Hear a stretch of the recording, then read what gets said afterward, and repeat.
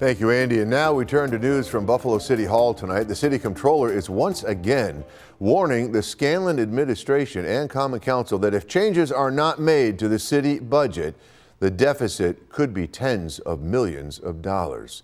Joining us side's Nate Benson is following this story for us tonight. He joins us now in studio with the latest on that. Hello, Nate. Yeah, good evening, Scott. Last week, the finance commissioner for the city said that his office was projecting a small surplus. But this week, the city comptroller is saying there could be a substantial budget gap. Last week, Finance Commissioner Ray Nosworthy addressed the Common Council and said there was a small surplus in the budget, mainly because the council voted to shift American Rescue Plan funds at the end of 2024. That surplus is roughly $1.3 million, but things like overtime projections and legal settlement costs could easily wipe that away. Anything that tips the scales, we might be in the red again. I mean, I really don't want to sugarcoat this and say we're out of the woods, because we're far from that. But today's news is positive. But Comptroller Barbara Miller-Williams is painting a different picture of the city's finances.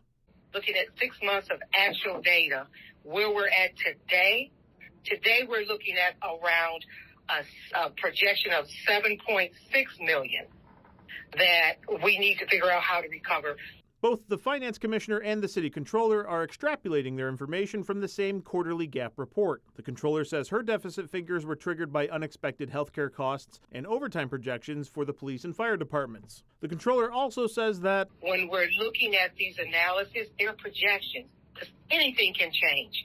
Anything can happen when it comes to finance. Council Finance Chair Mitch Nowakowski wants both sides to attend next Tuesday's Finance Committee meeting to get these numbers sorted out. And as he puts it, we can't come up with funny numbers and get into disputes with each other when we're trying to make payroll and we're trying to operate in a time where we're going to see a fiscal deficit and we're going to see our cash reserves on hand be turbulent. So I think that it's really important that next Tuesday both parties show up, the comptroller's office and the administration, and as finance chair we're going to hammer it out and see what the truth is.